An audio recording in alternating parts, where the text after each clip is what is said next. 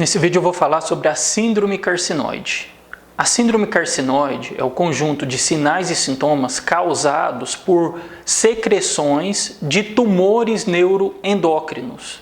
Esses tumores neuroendócrinos se originam das células cromafins.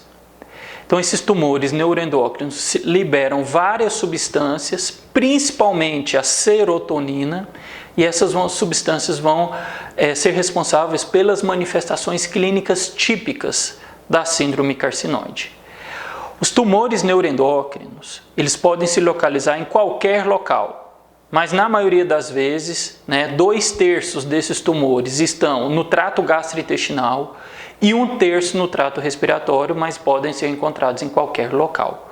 Hoje em dia, tem-se a tendência de chamar de tumor carcinoide os tumores do trato respiratório e de tumores neuroendócrinos os tumores do trato gastrointestinal. O local mais acometido, cada literatura fala em um local diferente. Então, alguns livros, alguns autores trazem o ilho como o principal local acometido pelo tumor carcinoide. Outras literaturas trazem o apêndice como o principal local do tumor carcinoide. E alguns estudos mais recentes têm mostrado que o reto é o local mais acometido pelos tumores carcinoides. Então, na verdade, há uma divergência aí na literatura. Esses tumores, como eu já comentei, eles podem liberar mais de 40 substâncias. Podem liberar, por exemplo, serotonina, calicreína, histamina, prostaglandina, mas a característica da síndrome carcinoide é a liberação excessiva de serotonina. A serotonina geralmente ela é produzida nos tumores do trato gastrointestinal. Os tumores fora do trato gastrointestinal geralmente não produzem serotonina, porque a serotonina ela é derivada do triptofano, que é um aminoácido. O triptofano é transformado em 5-hidroxitriptofano e o 5-hidroxitriptofano é transformado em serotonina. Para essa conversão ocorrer, para a gente transformar 5-hidroxitriptofano em serotonina, a gente precisa da dopa-descarboxilase. E nos tumores que estão fora do trato gastrointestinal, nós não temos essa enzima. Então, esses tumores geralmente liberam 5-hidroxitriptofano e não a serotonina. Em relação às manifestações clínicas dos tumores ou da síndrome carcinoide, a maioria dos tumores eles são pequenos e assintomáticos. Então, a maioria dos pacientes com tumores carcinoides eles são assintomáticos, mas eles podem causar sintomas locais por efeito de massa. Então, um tumor muito grande pode causar dor abdominal. Esses tumores, eles comumente se associam à deposição de tecido fibrótico no trato gastrointestinal, podendo causar, por exemplo, estenose, obstrução, então constipação.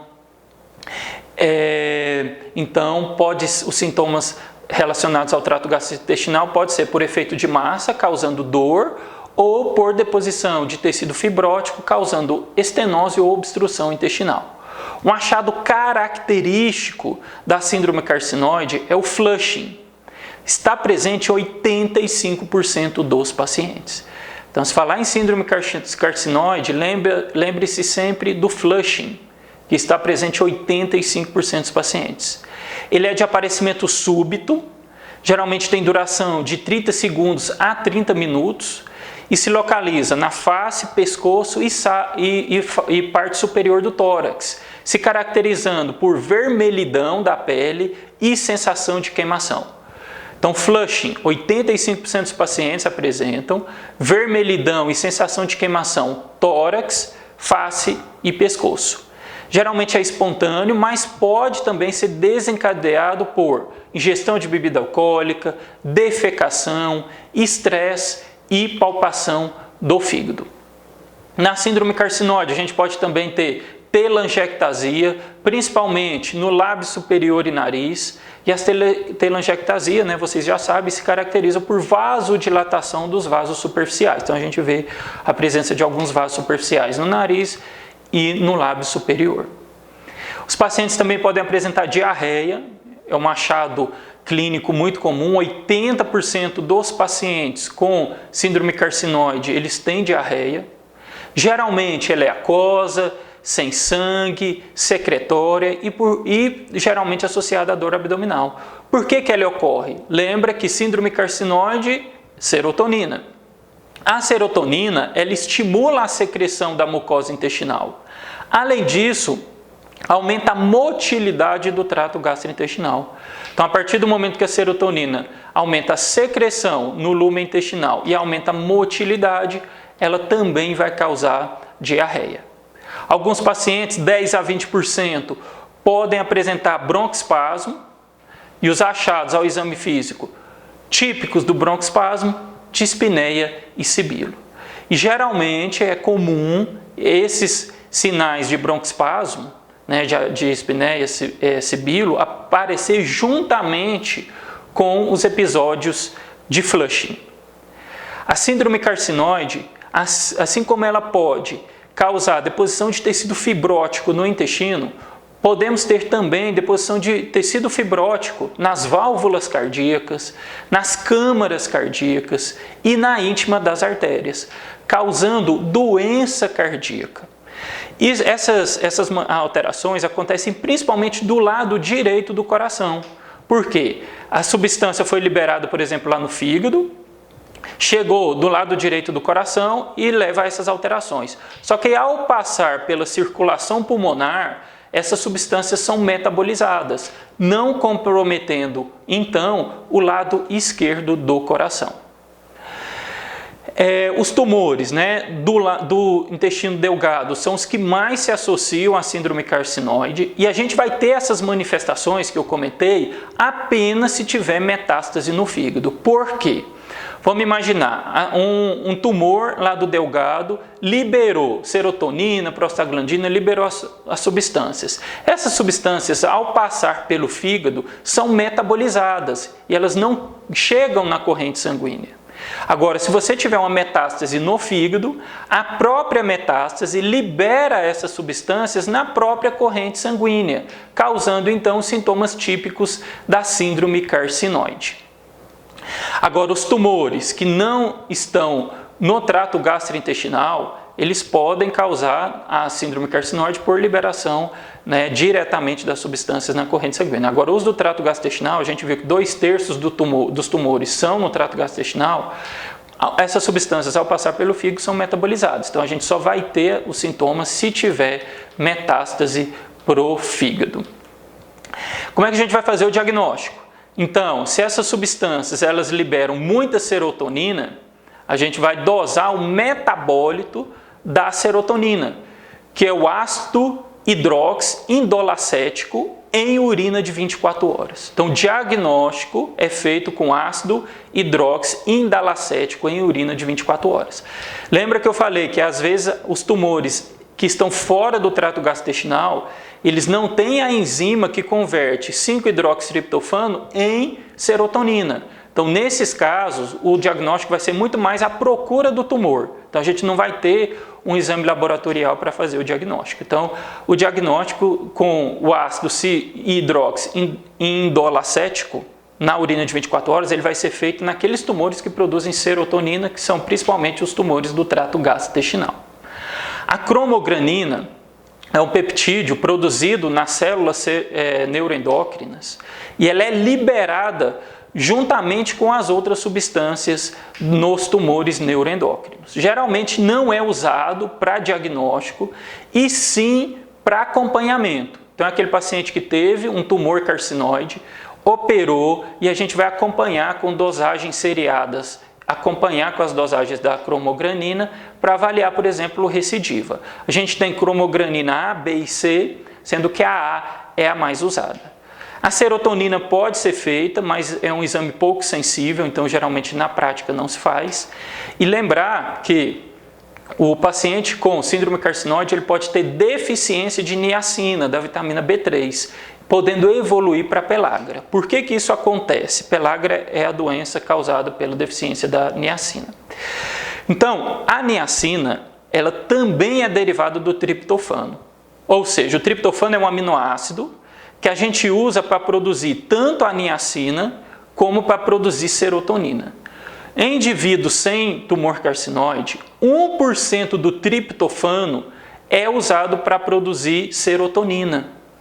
Mas nos pacientes com tumor carcinoide, como ele produz muita serotonina, até 60% do triptofano vai ser usado para produzir serotonina, ou seja, vai faltar triptofano para produzir niacina. E aí esse paciente pode evoluir então com deficiência de vitamina B3.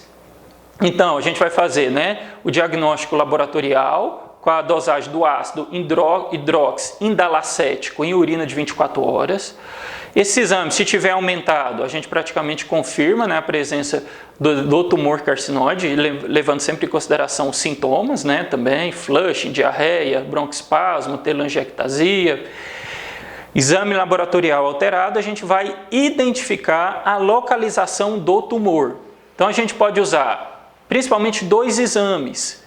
A cintilografia com o análogo da somatostatina. Então esses tumores eles têm receptores para a somatostatina, então a gente usa um octreotide marcado. O octreotide é um análogo da somatostatina e aí esse tumor ele vai captar esse octreotide marcado. E aí a gente consegue localizar esse tumor. Esse exame a gente chama de octreoscan. Então a gente pode fazer a cintilografia ou o PET, a TC com emissão de pósitrons, com 5-HTP marcado com carbono 11. Então lembrar, o 5-HTP é o precursor da serotonina. O tumor não está produzindo muita serotonina, então ao dar para ele o precursor, ao dar o 5-hidroxitriptofano, esse tumor vai captar o precursor para produzir serotonina. Então aí a gente vai conseguir localizar o tumor também. Uma vez localizado, geralmente se faz um outro exame de imagem, ou uma tomografia, uma ressonância em menos ultrassom, para avaliar melhor a lesão em relação à localização, tamanho, e todas as características do tumor. Então, geralmente a gente localiza com TC com emissão de pósitron ou cintilografia, e depois a gente faz um exame para avaliar melhor a lesão, que seria uma TC ou uma ressonância. E como que a gente vai tratar esse paciente? Então a gente fez diagnóstico, tem sintomas clínicos, diagnóstico laboratorial, de imagem, a gente vai tratar. O tratamento é cirúrgico. Então a gente vai tentar retirar esse tumor, retirando o paciente vai ficar curado, mas às vezes a gente tem casos de tumores neuroendócrinos já avançados, com metástase, principalmente para ossos e cérebro. Nesses casos a gente pode fazer, por exemplo, uma radioterapia paliativa, mas não vai ser mais o tratamento curativo. E a quimioterapia, ela tem baixa resposta, porque os tumores neuroendócrinos, eles têm baixa replicação, então eles não respondem muito bem ao uso da quimioterapia. E a gente pode também, o tratamento, além da retirada do tumor, se o paciente tiver muita diarreia, usar loperamida, que é um antidiarreico, e se tiver deficiência de vitamina B3, a gente vai repor também a vitamina B3. E em alguns casos, quando a gente não tem a possibilidade cirúrgica, a gente pode também usar um análogo da somatostatina ou interferon para poder tratar. Então vamos lá para algumas questões agora. Homem de 66 anos, tem dor em hemitórax direito e edema progressivo em membros inferiores há 5 meses. Nos últimos 2 meses, tem episódios múltiplos de rubor facial transitório e diarreia. 2 manifestações, então flushing e diarreia. Emagreceu 6 quilos no período. Nos últimos dias, tem intensa astenia. Exame físico, regular estado geral, descorado, desidratado, anictérico, afebril, orientado, PA 110/73, frequência cardíaca por 94. Desidratado, bulhas normofonéticas com presença de B3, sopro holoccistólico. Lembrar, coração, na síndrome carcinoide, a gente tem pode ter deposição de tecido fibrótico nas válvulas cardíacas. Sopro holoccistólico para external esquerdo, mais audível no quarto espaço intercostal, com aumento da inspiração. Sibilos ao final da expiração bilateralmente. Abdômen flácido, doloroso a palpação do hipocôndrio direito. Fígado palpável a 5 cm do rebordo costal direito. consistência firme e borda lisa, edema bilateral de membros inferiores até os joelhos, pulsos periféricos cheios e simétricos, ausência de adenomegalia cervical, axilar ou inguinal. Então, qual seria a hipótese? O paciente ele tem flush, ele tem diarreia, ele tem broncoespasmo, tem alterações cardíacas. Então, a gente vai pensar sempre na síndrome carcinoide. Um homem de 50 anos apresenta história de episódios de rubor facial, diarreia e palpitações. Ao exame físico, tem imensa hepatomegalia e o exame laboratorial revela que o ácido cíclico hidroxiindolacético de 24 horas está elevado, ou seja, o exame que a gente usa para fazer o diagnóstico. Foi diagnosticada a presença de síndrome carcinoide quando foi realizada tomografia. O radiologista relata a presença de tumor metastático em ambos os lobos hepáticos. Assinale a alternativa que indica o local do trato gastrointestinal com maior potencial metastático. Então, no caso, seria ilho. E aí eu gostaria de lembrar que, qual é o principal local que a gente encontra o tumor carcinoide? É controverso na literatura. Então, tem autores que trazem o ilho como principal local, tem locais que trazem o apêndice e os estudos mais recentes mostram que o reto talvez seja o principal local. Mas então o que causa mais potencial de metástase? Ilho. O exame complementar mais utilizado para confirmar o diagnóstico da síndrome carcinoide é síndrome carcinoide produz serotonina, o metabólito da serotonina 5-hidroxiindolacético urinário. É o exame então que a gente vai usar para fazer o diagnóstico da síndrome carcinoide. Depois a gente vai localizar o tumor, cintilografia, TC com emissão de pósitrons, ressonância, tomografia. Então, as principais manifestações clínicas da síndrome carcinoide, além do rubor, são tremor, calafrio e asma. Asma, né, broncoespasmo, mas os outros não. Diarreia, asma e pellagra, sim. Então, pellagra é deficiência da niacina. Por quê? Porque o organismo vai usar todo o triptofano para produzir serotonina. Vai faltar triptofano para produzir a niacina. Confirma-se a síndrome carcinoide de modo mais seguro quando achada uma elevação urinária de 24 horas de ácido 5-hidroxiindolacético. Ok? Eu acho que isso aí ninguém tem mais dúvida, né? Paciente é atendido com queixa de rubor facial e diarreia associada à dor abdominal do tipo cólica. Esclarece ter sido submetido à cirurgia intestinal alguns meses atrás, em outro hospital, não sabendo informar a indicação. O primeiro exame a ser solicitado, além dos laboratoriais, visando ao diagnóstico, deve ser... Então, ele tem rubor facial e diarreia, né, dor tipo cólica. Aqui, no caso, a gente não tem o exame laboratorial. Então, de imagem, também não tem nem estilografia e nem TC, ou com emissão de pósitrons. Então, seria uma ressonância ou uma tomografia computadorizada. Então, letra D. Mulher de 40 anos, nas últimas 3 semanas, começou a apresentar episódios recorrentes de broncoespasmo aliado a flush. Então, síndrome carcinoide, flushing, diarreia, broncoespasmo, telangiectasia, alterações cardíacas. Sobretudo após a realização de exercício. Então, o flush ele pode ser espontâneo ou pode ser após defecação, bebida alcoólica, estresse, atividade física. Por essas razões, procurou assistência médica. Ao exame clínico, foram constatadas estenose pulmonar e insuficiência tricúspide, ou seja, provavelmente por deposição de tecido fibrótico nas válvulas cardíacas. O provável diagnóstico e os métodos bioquímicos, então, síndrome carcinoide, dosagem do ácido hidroxiindolacético urinário, coloca aqui também a cromogranina, que geralmente é usado mais para acompanhamento dos pacientes. Então era isso aí, pessoal, sobre síndrome carcinoide. Espero que vocês tenham gostado. Até mais.